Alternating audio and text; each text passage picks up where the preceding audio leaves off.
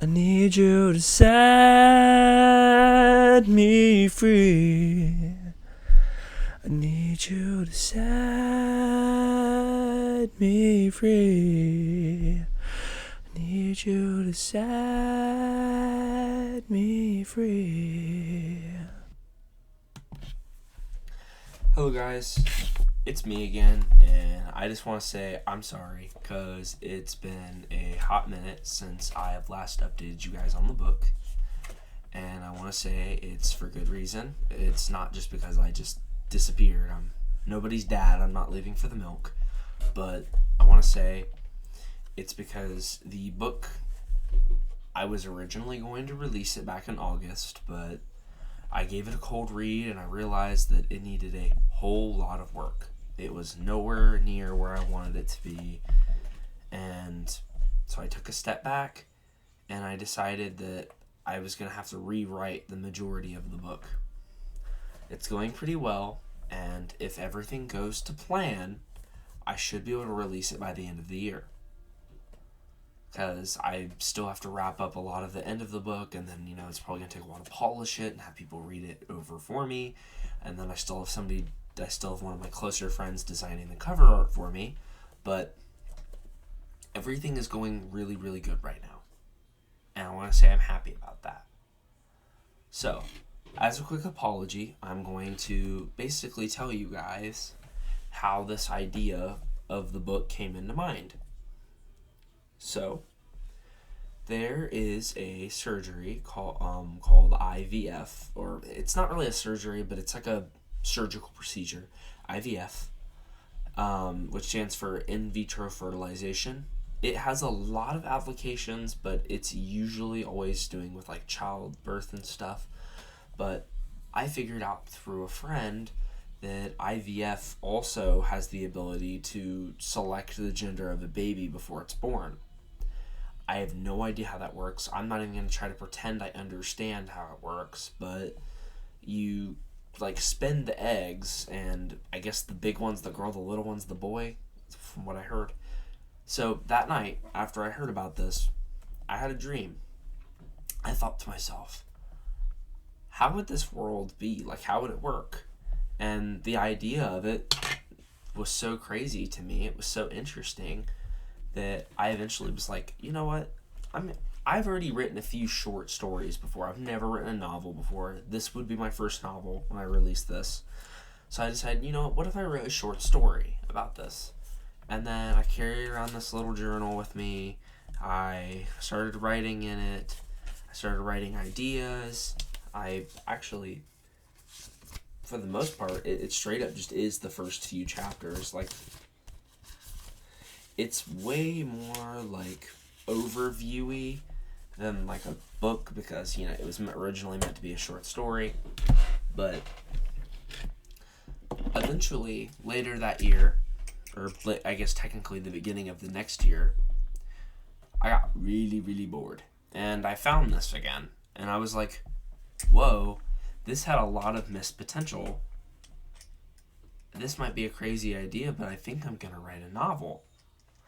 And I locked in. That was back in January. It's October now. I had these first few chapters already, so I've been writing this on and off for roughly about 9 months. It'll be just about a year once I release this, which isn't the longest time in the world for developing a novel, but I put a lot of time into it on a day-to-day basis, so I was able to get it out pretty quickly. So, today, what the plan today is we are going to be rereading the first chapter of this novel. And I know, lame, you already read the first chapter, but it's very, very different. In fact, there are a lot of things that happen in this chapter that didn't happen in the original one.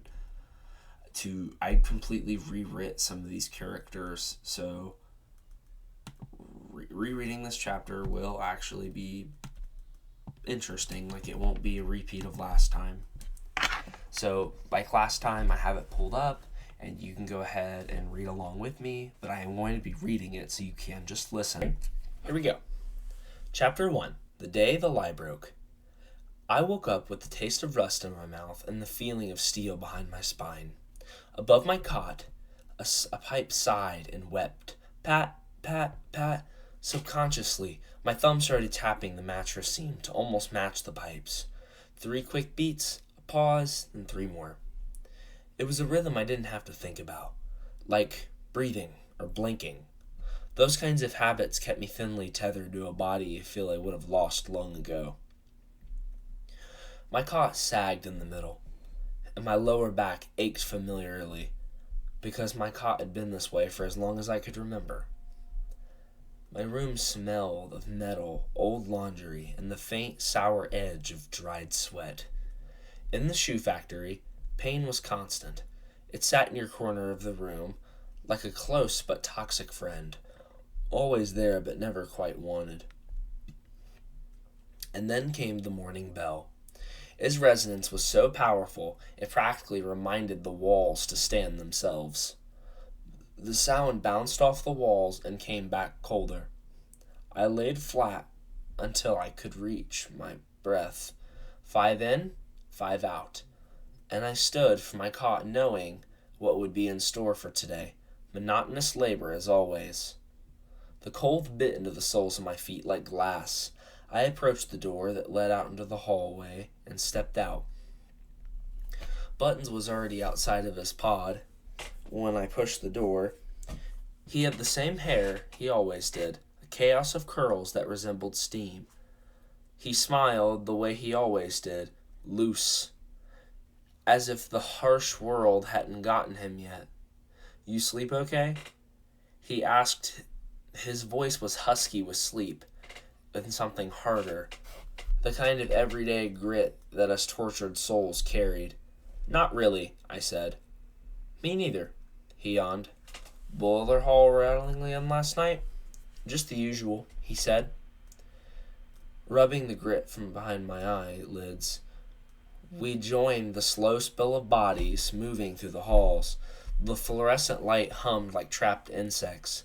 Propaganda messages with the Empire's roses were stenciled on the wall, being pale and perfect, and under them read the command, "Eat, work, obey."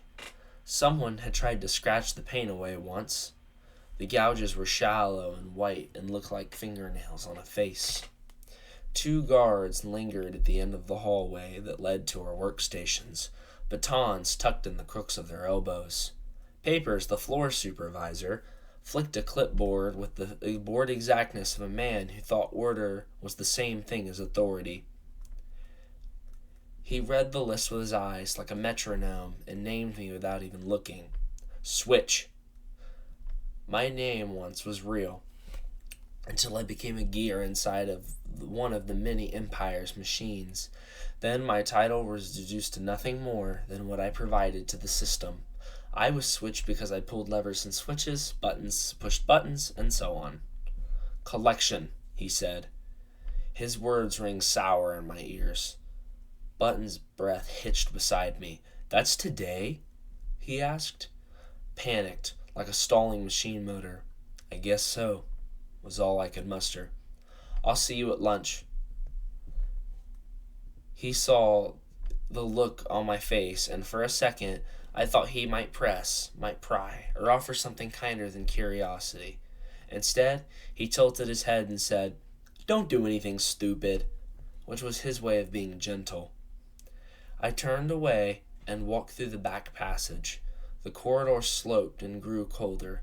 The concrete showed its age the way older men's faces sagged after the decades of glorified torture.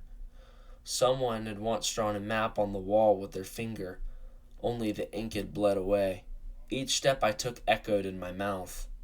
Halfway down, a poster hung crooked. The same pale pink rose, clean and impossible. Under it was the slogan, you are fortunate to serve." Someone had tried to scratch the word fortunate out with a pencil.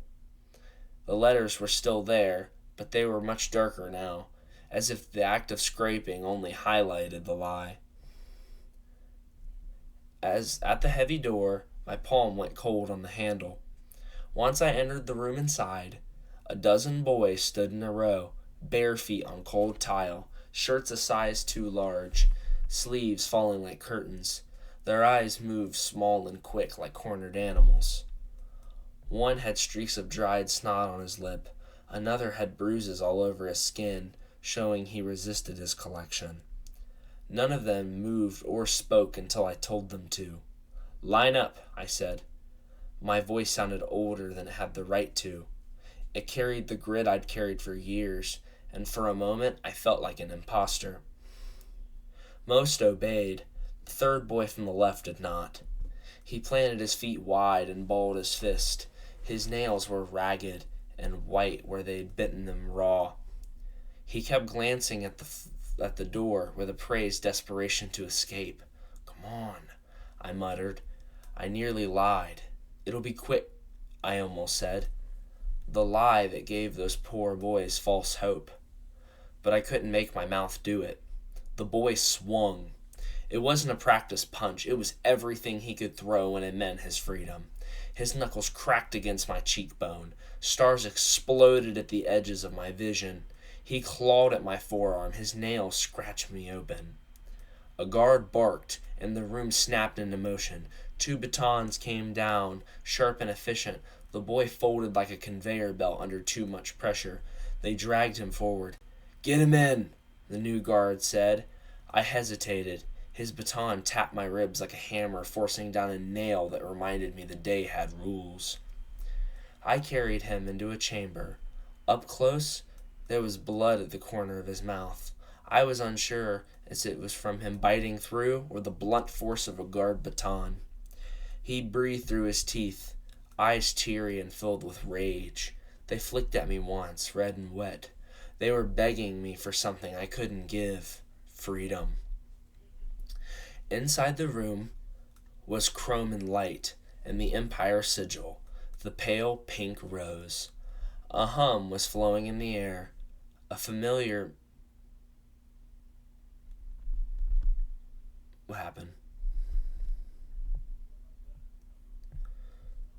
Sorry guys, let me fix this. A familiar machine noise that made cruelty look moral. A hologram filled the wall, and a woman's voice washed over me and the fighter. It was President A. Carlette herself.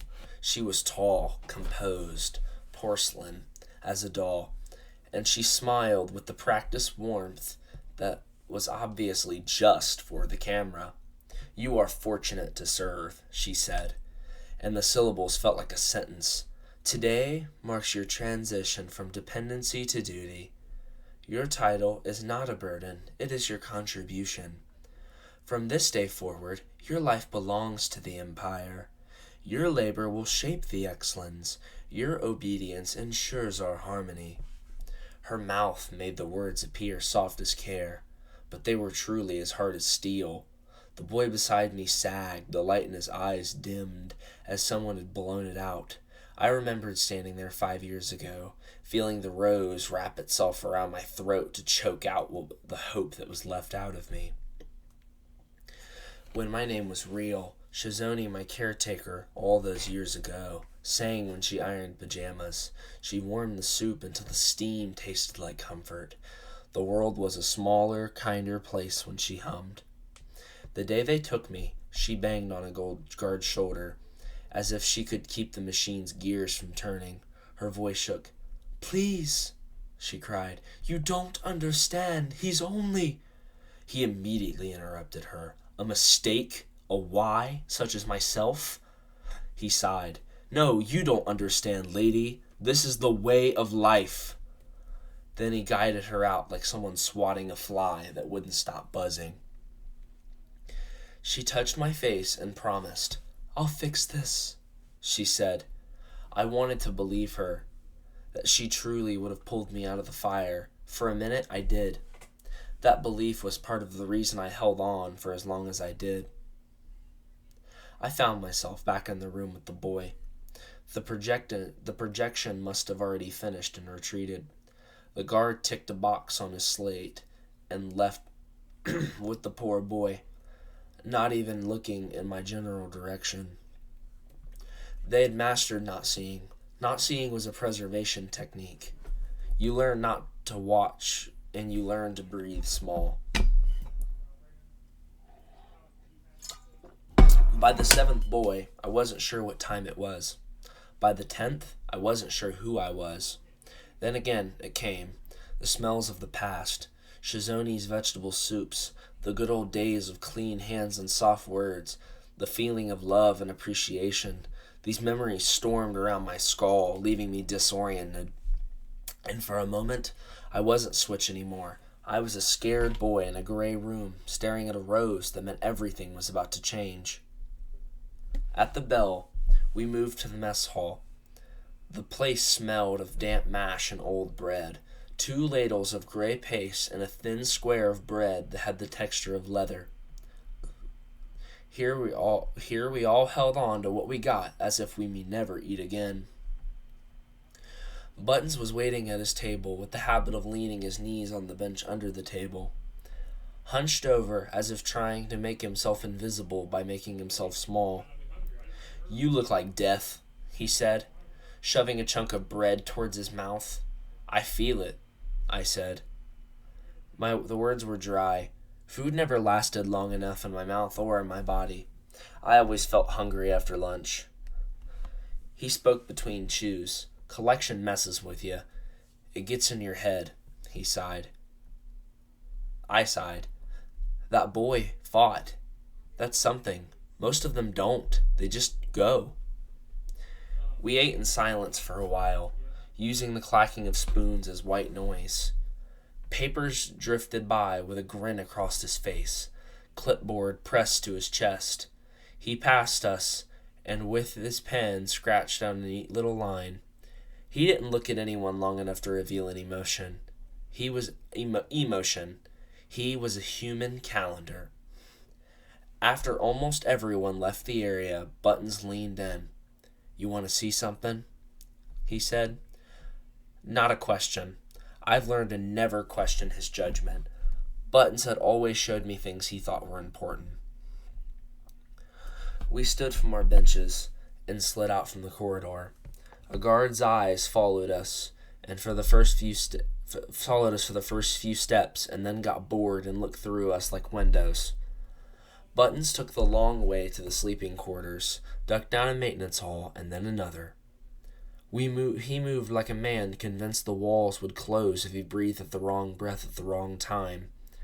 We slipped through the door whose latch never caught properly, in a space behind a rusted machine humming with low power. It probably used to be a sander or a cutter. Now it simply existed, rusted and dormant. Dust sat heavy in my lungs, as if it had been waiting there for me. Buttons crouched and reached into a hole a rat might choose for a home. He pulled out a case, worn and smeared with grime. The hinges squeaked when he opened it, and inside lay a thin disc, smooth and dark. The edges were chipped like it survived fire, or at least preferred to tell that story about itself. "Where'd you get it?" I asked. "Guy," he said. "What guy?" "Not here," he whispered. "I don't know if anyone is listening." He slid the disc into an old machine bolted against the wall, a metal box that showed its age openly. It had scars around the slot, with handprints and dust smothering its surface. A cable draped from the back like a tail and disappeared into a socket that hummed the way secrets do. The box wired. Lights blinked. Dust rose under the sudden static and hung there waiting. A projection sparked a life. A woman appeared. She was middle-aged, and she had her hair, with brown curls streaked with gray, neatly pulled back. Her diamond earrings caught the dull light as if trying to remind the room what brilliance looked like. She stood in the classroom, the kind I'd only seen in pictures Shizoni kept on her fridge. Desks neat, chairs tucked in, a place where children once obeyed even after they'd left. "Hello, students," she began, her voice precise, carved into practical slices. "Today we discuss progress." Images rose behind her, women at podiums, charts clawing upward, words, access, equity, harmony, fonts too clean they almost scolded, colors meant to soothe. The change began when the first female president came into power in the election of 2180, she said. Her administration introduced advances meant to create equality, but... The screen shifted. Graphs, fewer male births, percentages inverted, policies that read like medicine but carried the aftertaste of steel. Propaganda soon linked men to violence and instability. Over time, society adapted. Women assumed the full control of policy, industry, and governance. The imbalance corrected itself. Her voice didn't match her eyes. Her mouth kept a perfect pace, but her gaze flicked sideways, quick like someone who is used to being watched. Progress is necessary, she continued. Some say it was inevitable. Others say it came at a cost. History doesn't wait for fairness. It moves forward no matter the consequences. Behind her, the footage slowed. It was showing campaign crowds, the silver emblem blooming into a pale pink rose, and then it was gone. The machine coughed the disc back out, and the dust settled in a silence that felt too deliberate. Buttons leaned against a wall, casual in a way that wasn't real. Well, that was real, I whispered. My voice cracked. It didn't sound like mine. He smirked firmly. I told you. I don't waste your time with lies. The room tilted. My stomach lurched. I gripped the machine to steady myself. Why me? I asked, words scraping out of my throat. Because you're like me. You still look at the walls, like you're not sure they're true, and you're my friend. His voice was steady, but my heartbeat thundered too loud to catch it. Images crashed through me like sparks on oil. Icarlet's perfect porcelain face, the boy's bloody lip, Shizoni's trembling hands, all spliced together, none of them in order. I bent forward, palms on my knees, trying to breathe. The air felt too thin, like I was drowning in a room full of it. So was that a lesson? I choked. Or a warning? Both, he said. Depends on who you are. The answer confused me more. It only made my chest feel tighter, hotter, like a panic was trying to claw its way through my ribs. My hands couldn't stop shaking.